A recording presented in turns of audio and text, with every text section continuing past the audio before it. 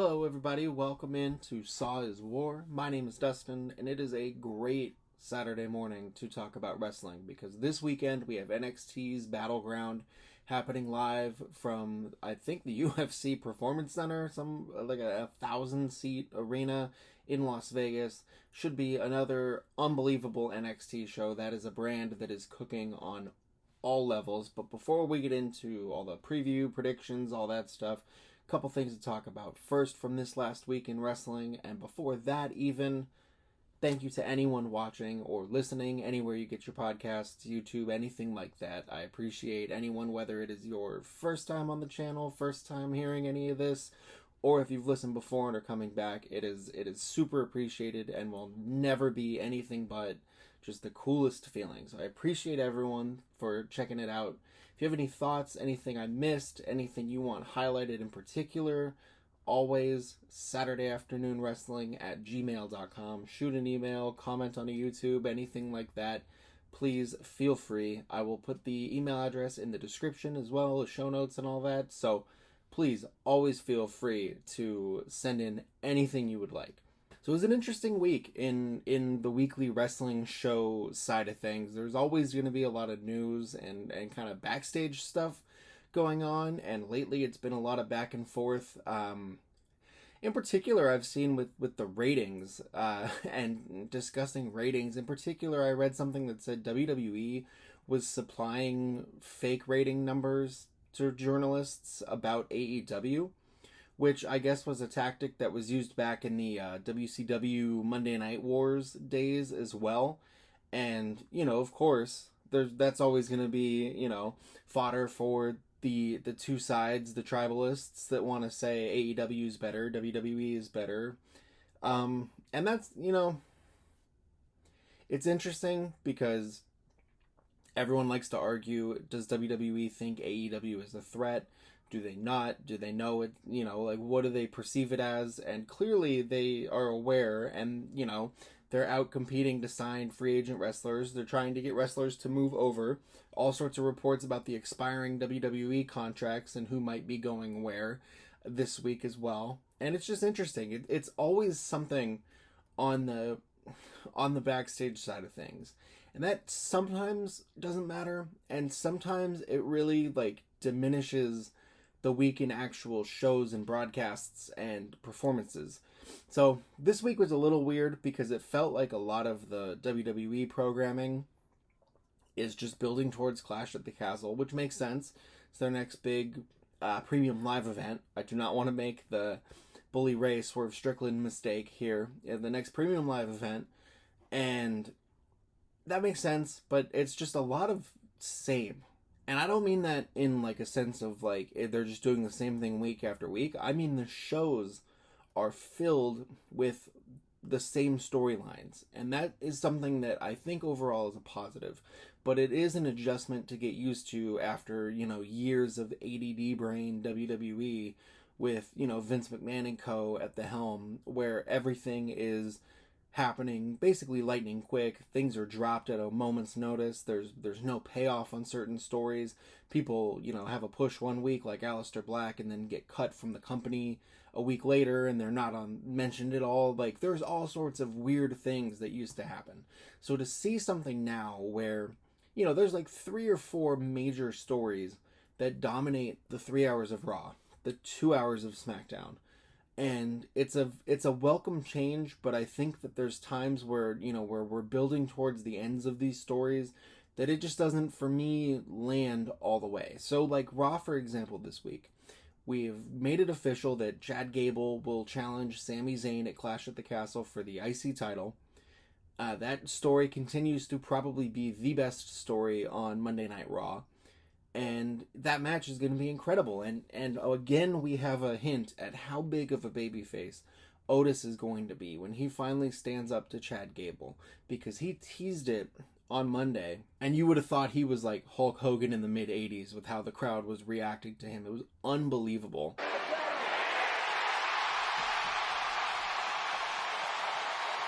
They are so ready to get behind him, and this work that Chad Gable and Alpha Academy and Sami Zayn they've all been doing unbelievable work. And on top of all of this, we have Chad Gable's contract situation, which his contract expired last Friday. Yesterday. I'm recording this Saturday morning. So his contract expired yesterday. So we will see what happens with this storyline, because apparently WWE's made a huge offer to keep him. AEW's made a huge offer, or is going to make a huge offer to try to get him, because there are apparently a lot of people in that company pushing for someone like him to be added to the roster. And it's going to be interesting. I think if he loses at Clash at the Castle, there is pretty good reason to expect that he will be gone from WWE. And in the midst of this story and this run that he's on, it's, you know, it's interesting to think about, like, if he loses and Otis finally gets this big moment and, you know, is this big baby face that stands up to him in the moment, and then Chad Gable's just gone, not to be mentioned, like, where does that leave Alpha Academy? Where does that leave this whole story that's been going? So there's some interesting things. Like, that's a case of, you know, the backstage stuff kind of overshadowing what's actually going to be happening. Like, that's going to be a great match. And that's, like I said, probably the best story on Monday Night Raw. And yet, so much of it hangs on the balance of what happens behind the scenes.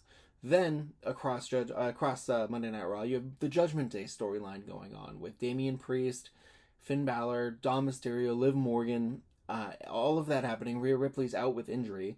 And, you know, we just heard that her recovery is going well, but she's opting right now to not get surgery.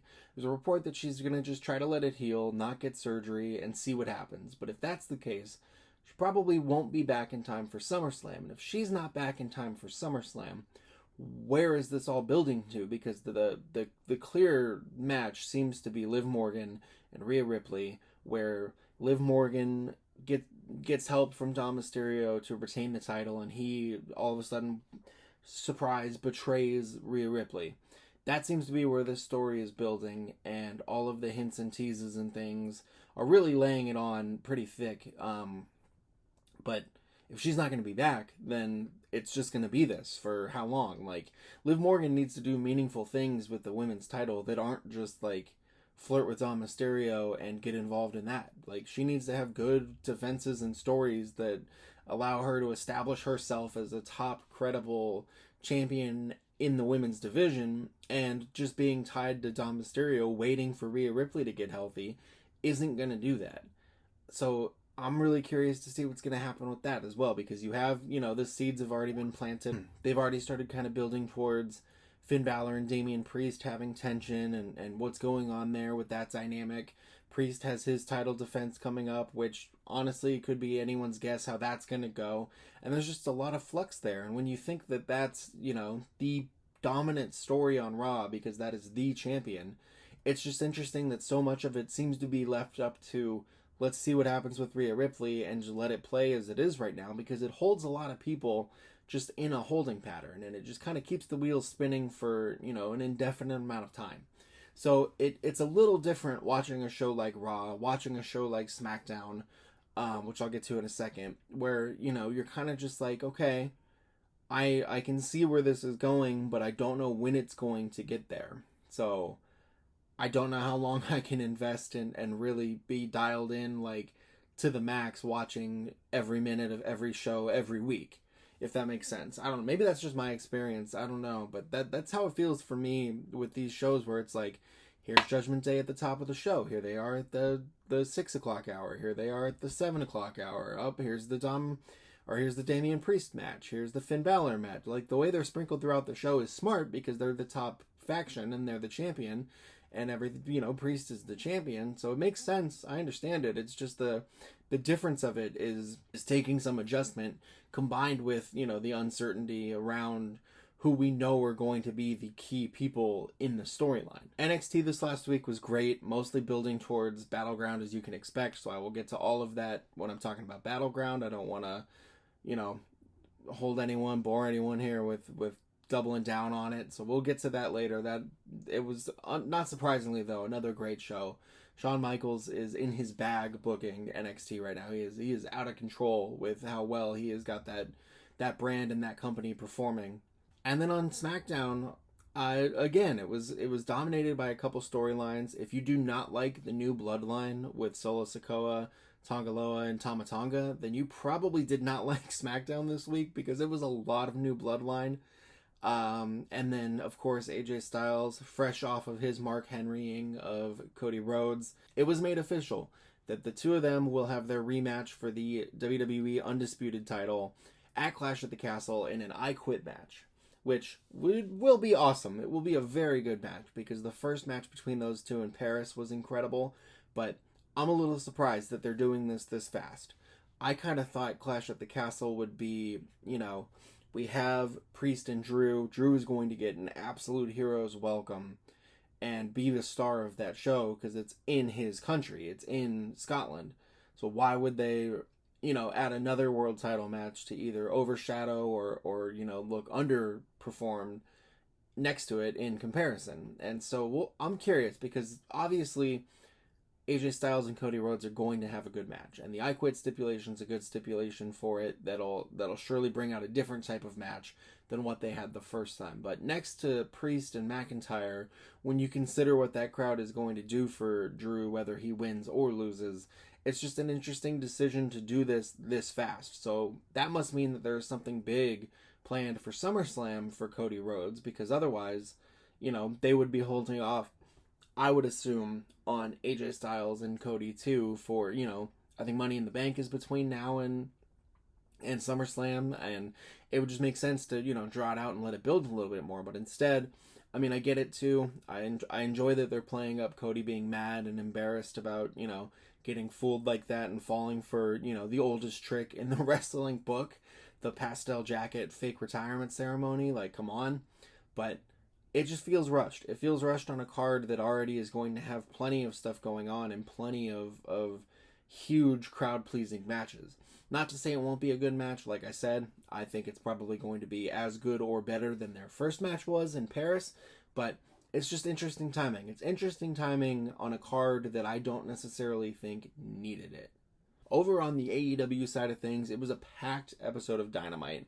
Before getting into any of that, though, I just have to say welcome back. Wheeler Yuta rejoined the Blackpool Combat Club after 146 days out of action with concussion symptoms, concussion-like symptoms, and effects, and that's some scary stuff. Like, I cannot imagine 100-plus days of that type of feeling. So I'm very glad that he is healthy and he is able to come back, and went full steam ahead in an 8-man tag team match with the BCC versus CMLL All-Stars, basically. And it was great to see him back. He looked great. He looked like he had not missed a step. He gets the pinfall for his team. They literally lift him up on their shoulders and carry him around, and it's just great. It's great to see him back. He was someone that was really coming into his own over the last year or so run with the Blackpool Combat Club, so I'm happy to see him back, and I hope he can continue that run, because he is just such a good young wrestler that it's going to be such an ace to have on that AEW roster again. This week's Dynamite also marked the return of MJF to AEW TV, and he came out, opened the show with a promo that basically set up matches with Will Ospreay, Swerve Strickland, and Okada, all in one fell swoop, before he was interrupted by Roosh, who seems to be his first feud back, which is, you know what, I'm here for that. I'm very here for the MJF Roosh matches that we're probably going to get. And it was great to see him. He obviously looks like he has completely transformed his body. He was already like a dude who was deceptively ripped. Like, he would always be in all the suits and everything, and then he comes out for the matches, and you're like, oh, that's right, this dude is jacked. But he looks like the time away has helped him get in just even more phenomenal shape. I'm very excited to see what that translates to in the ring, as far as, if his style's going to be the same, if anything else is going to be incorporated in. But that, time will tell. Time will tell. But I don't want to get ahead of myself. I'm just glad he's back. He was sorely missed on AEW, because he fills a role that not a lot of others on that roster can.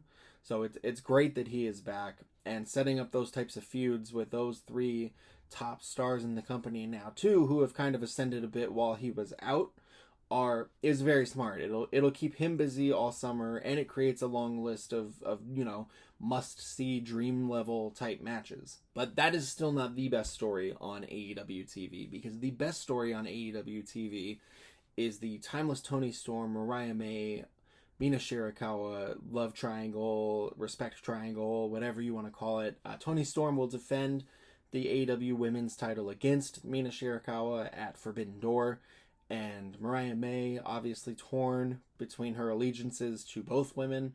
She asked online, and it was approved. She is now in the background of the graphic on both sides of the card.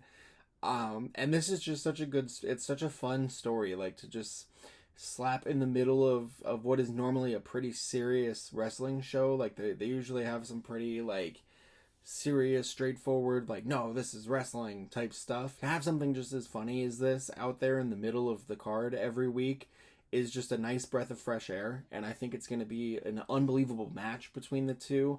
And I'm curious to see what happens, because I do think Mariah May is probably the one that should eventually beat Toni Storm, but who knows when that would be, when they're going to pull the trigger on that. Those waters got kind of murky even more this week, because Mariah May took on Saraya in a match on Dynamite that Saraya won, kind of surprisingly. I thought, we're building towards Mariah May versus Toni Storm at All In as kind of like the end game here. So for her to lose to Saraya like that was a bit surprising. I don't know what the direction's going to be. It still makes sense to me to have her be the one to challenge and beat Toni Storm, but I don't know. I'm just going to enjoy how it unfolds and how they get to whatever the story is going to be. And I'm just going to appreciate that Toni Storm goes out there every week and absolutely delivers. We also got a new number one contender for the international title. Rey Fenix won a fatal four-way and will challenge Will Ospreay next week on a match that is probably going to be like the best match of the week on Dynamite next week. So I'm very excited to see how those guys do. Speaking of someone who left with injury and came back completely transformed, shout out to Rey Fenix, looking absolutely jacked and still having all of the athleticism and agility that he did before. Like, that dude is incredible. I don't know how he's so light on his feet at all times, but that dude is like the definition of like a pro wrestling athlete. That man is incredible, and that match with him and Ospreay is going to definitely be must see. I can already imagine. Speaking of Will Ospreay, there was a bit of interesting reporting around him this week. He was off this week. Reportedly did not travel out from England to come back to Dynamite or Rampage or Collision, and this was a decision made by Tony Khan after he worked all three and the pay-per-view last week. They said, hey, it's okay, stay home, and you had a great match with Kyle O'Reilly. Like, it's all good. You capped off the week in incredible fashion. And it soon became reported that, and one wrestling outlet, I don't even remember who it was, picked it up and said, Will Ospreay is on a sabbatical following hectic schedule. And Ospreay took offense to that because, obviously his schedule and talk of the grind has been a huge part of the discussion since he signed with AEW. It goes back to that line Triple H had when he was talking at a WWE event about, not wanting people to come and be afraid of the grind or that run from the grind. And a lot of people, including, I guess, Will Ospreay in the moment, took it as a shot at Will Ospreay and a couple of the other AEW signings. So it's kind of an odd thing. It's an odd thing to bring up here, and it just kind of shows, that nowhere is safe from that type of tribalism and that type of, like, over-reporting, over-exaggerating things. Like, if the dude gets a week off because he just, like, ran the gamut and did all 4 of the California shows or something, like, that it should be fine. It shouldn't be that big a news story that he has to interject and be like, no, I got the week off, I'll be back next week. Like, come on. It's gone too far. I think we've lost the plot a little too much here when it comes to certain people and their schedules and, just the like I said before, the backstage things overshadowing whatever else is happening. Because obviously we know when Will Ospreay's there and he's wrestling and working, he's going to have probably one of the best matches of the night. And they set up his next contender. It'll be next week. It's not like we have to wait another couple weeks. So who knows? So I just thought it was interesting. I thought it was interesting that was the route that they chose to take with it. But I guess, that's kind of how it goes with a lot of wrestling media, it seems like. So pick and choose who you want to read and what you kind of give that credence to. I'm going to get off my soapbox here so it doesn't sound like I'm just out here completely, shilling for AEW or WWE or any of that. I just like wrestling. I just enjoy watching both companies. I have no problem with people getting time off, anything like that. But that's it. Enough on the soapbox. That was pretty much it for the week in those main shows. I have not watched Rampage yet. I will probably do that today, either back to back with Collision or before Battleground starts on Sunday.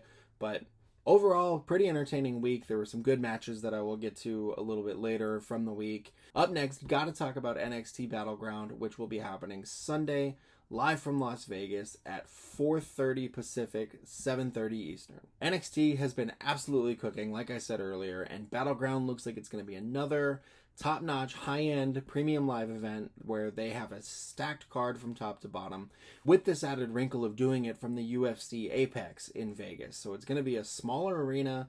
I do think it's about 1,000 people or so that it holds. So it's going to be a very interesting atmosphere, and they have clearly stacked this card with matches to take complete advantage of that environment. I'll be curious to see what the ticket sales look like and what the audience looks like how it looks, because when I picture the UFC Apex and the pandemic era UFC fights, I can't picture a stacked, packed to the gills crowd around the ring. I'm trying to picture the ring setup instead of an octagon. I'm very curious what the layout and design is going to be, and that's something that I'm usually kind of nerdy about anyways. I love a good set design for wrestling, and the layout with the ring and the announce table, all of that I am a very big fan of. But I'm really curious to see what they do here, because obviously if this goes well, this is the first of many, I would imagine, UFC WWE collaborations. So I'll also be curious to see who from UFC is around. I'm sure there'll be one or two backstage segments, things like that. Dana White, I can imagine, probably not far away. This is on a Sunday, breaking the wonderful trend of some Saturday night wrestling. Obviously, we are big fans of Saturday wrestling here on this channel, but that's okay. 4:30 Pacific time for NXT Battleground. Let's go through this card, see what we've got, but it is sure to be a very interesting experience no matter what happens. So going off of Wikipedia order, that bastion of truth, Wikipedia, first match listed is Sol Ruca versus Lash Legend versus Fallon Henley versus Jada Parker versus Machine versus Kalani Jordan. I don't know why I said Michin like that. Michin versus Kalani Jordan in a ladder match for the inaugural NXT Women's North American Championship. Now, this belt is very overdue. I'm so happy that NXT is adding another women's mid-card belt, because their division, their women's roster, is one of the best in wrestling. And this is a great blend of all of those stars who are on the rise, that are established enough that I think any one of them could win it. Don't have the same name recognition as some of the other top-of-the-card stars might. So looking at this at first glance, I thought this was the Fallon Henley title all the way, and then she had that heel turn, and it's been a little bit murky, rough waters the last couple weeks for her finding footing and finding places in the storyline. Sol Ruca, I think, obviously is someone that they're pushing hard, but looking at it, I think that this is probably either going to be a Lash Legend moment, because it's clear they have a lot in store for her and have very high thoughts of her, or it's going to continue the Jada Parker breakout tour. So looking at this, obviously any of these women would be good choices for the first title holder, but I'm going to say Jada Parker. I'm going to say it starts with her. It seems like the crowd gets louder for her every week when she comes out, and her in-ring development has been rapidly improving. So I think they put the title on her, and they started off that way, and then maybe from there we transition to a workhorse type champion like Sol Ruca or Kalani Jordan, something like that for the second reign, but we give it to Jada Parker to kind of continue that ascension now. So I'm going to say Jada Parker. Next up, we have a triple threat match for the NXT North American title between Obafemi, the champion, Joe Coffey of Gallus, and Wes Lee, who it is just good to have him back. I don't know if he's going to win yet. I don't think they're going to take the title off Obafemi until he's ready to go to the main roster. Like, I don't even think he'll get an NXT title run. I think he'll just go straight to the main roster when they're ready for him. But I don't think it's now. I think Joe Coffey is here to take the pin so that Wesley doesn't have to, and that we can continue to hold Wesley Obafemi in the back pocket in a one-on-one and kind of get to that moment where Wesley overcomes the odds, because he's obviously the man who really established that title, and he had some of the best defenses and matches in that title's history. I would love to see Wesley win here, because obviously the man is incredibly talented, and the things that he went through to come back are inspiring. I just don't see them being willing to pull the title off of Obafemi yet, unless it's Wesley pins Joe Coffey, and then you get the rematch that way. I don't see that happening. So I think it's going to be an Obafemi retains situation. Next up, we have Shayna Baszler versus Lola Vice in an NXT Underground match. They've done a really good job with the NXT Women's Underground matches lately, with making them feel like big fights. Like, they have the backstage segments, they have all of the promo packages and interviews and things. And obviously, Shayna Baszler has her experience as an actual legitimate MMA fighter before moving to WWE. But this again feels like they are on a path to establish Lola Vice, and she beat Natalya in their Underground match, and I think she'll probably end up winning here too, because I don't know how long Shayna Baszler is going to be in NXT, since she is also going to be at Clash at the Castle, competing in a triple threat women's tag team title match. Maybe Zoe Stark is here to help, give her the edge and to get that schmozzy finish, but I really think that they're going to continue to push to build Lola Vice into one of the top women in the division and into a legitimate threat. So her winning here over someone like Baszler goes a long way. So I'm going to take Lola Vice. Next up, we have the NXT Tag Team title match with Nathan Frazier and Axiom, who are the champions, defending against the OC, Anderson and Gallows. And I don't know here. This one feels like a legitimate, could go either way. I think the OC is down there in NXT trying to help build some credibility for some of the younger teams and helping people find their footing. They've done a very good job, and they've had some very good matches since they've been back down there. They've also come back up and are seeming to be back aligned with AJ Styles, so I don't know how much longer they'll stay in NXT. So it doesn't make a lot of sense to put the titles on them now. Rather, just give Axiom and Nathan Frazier that big win on a premium live event to look really good and to continue to establish this reign. So I'm going to say I think the champions retain. I think this is Axiom and Nathan Frazier all the way. But I do think it's going to be a surprisingly good match, because I think that the OC have really hit a good stride in NXT in particular as of late. Next up, we have the NXT Women's Championship match with Roxanne Perez defending against Jordynne Grace, the TNA Knockouts champion. Now, this could legitimately go either way, because there have been a lot of things written and said about this potential WWE TNA agreement and collaboration that is supposedly happening, that a lot of people are assuming are going to lead to WWE stars on TNA television and programming.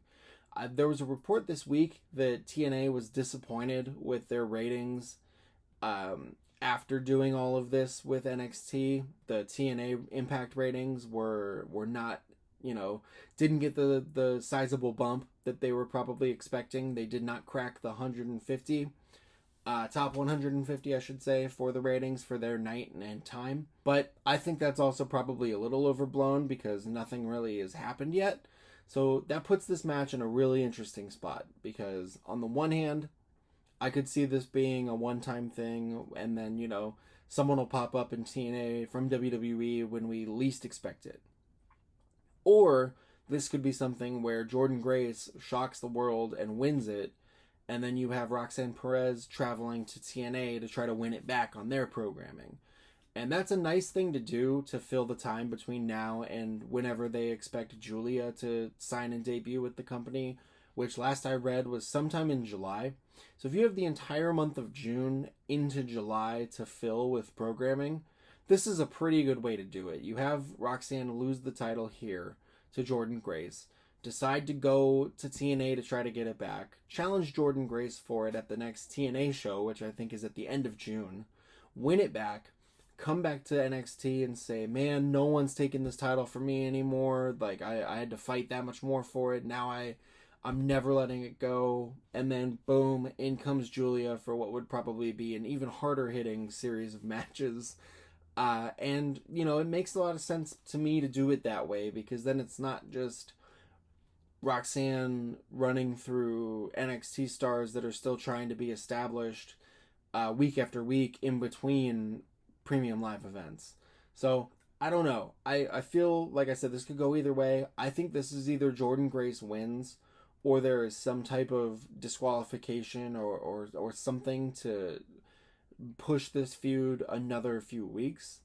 So I'm going to say Jordynne Grace wins, but at the same time, I will not be shocked if this is a DQ and we get round 2 in a couple weeks at whatever the TNA event is. I should have looked it up first and did not. I apologize. But I think either way, this feud continues after this match. And last, we have the main event listed here. I actually don't know if this is the main event or if it'll be Roxanne, Jordynne Grace, but we have Trick Williams defending the NXT title against Ethan Page, the new NXT signing. All you go, Ethan Page. I continue to just be so happy for that dude and for this spotlight and this opportunity.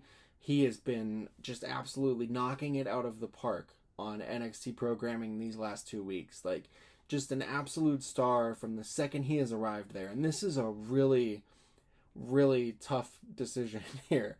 You want to talk about maybe there's a disqualification or something to run this feud back. Like, this is tough because Trick, on the one hand, just won. He's clearly going to be the face of NXT in this iteration moving forward after all of the other stars that were drafted and everything. And it feels far too early to take the title off of him. But Ethan Page coming in like the threat he has and getting dispatched immediately in the first match also doesn't quite feel like, NXT style. Like, that doesn't feel like Shawn Michaels' style to do that. So I don't think they'll run a DQ finish in 2 of the top title matches on the show. I really sincerely doubt that is going to happen, but I genuinely have no idea what could happen with this main event, because I could see both outcomes. I could see Trick retaining and the feud continues. I could see Ethan Page winning to be completely established as the threat in the company and just finish this hostile takeover that he's kind of ran in out of nowhere. It always feels like it's better for the babyface to be chasing the title, but like I said, it feels short for Trick's reign.